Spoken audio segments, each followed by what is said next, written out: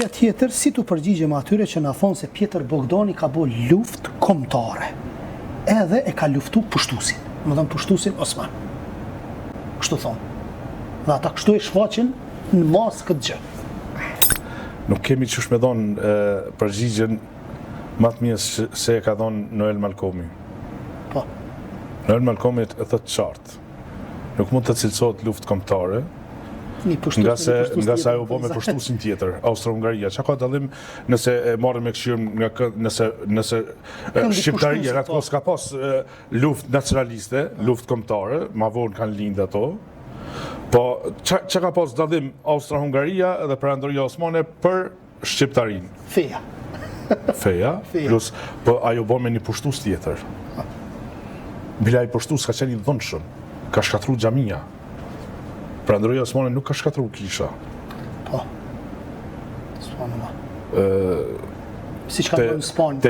Te libri Serbia hynore e potencon shumë qartë. Kisha që kanë qenë, që i ka gjetë Perandoria Osmane, që e ndërtu në kohën e Perandorisë Osmane, nuk ja u kalojnë këto ndërtimet bashkohore aty në ndërtimeve. A Pjetër Bogdani ka shkatru xhamia. Sa e ka pas, do më thonë, bindje, është në vepër në tina, nuk kemi ka shpifin për Bogdanin, po Bogdani e ka pas, mi bo xhamiat kisha, muslimant shqiptarë, se këtu shqiptarën konë shumica, si në konë turq, shqiptarën konë shumica, dhe shqiptarën në gole e Perandorisë Osmani e shumë dhe në Beograd, shumica Beograd në konë me shqiptarë, me shqiptarë dhe boshnjak, se 206 xhami ka pas Beogradi, a i ka shkatru. Edhe qka me e keqja, e ka njoft një mbretëri që s'ka egzistu. Në të ku? Mbretëria serbe. Nuk u konë në të ku. S'ka pas mbretëri serbe. Aja ka njoft mbretëri. Ka morat epitet. E ka njoft atë mbretëri. S'pa. Bile të shqujt e Austro-Hungarisë, po i Serbisë.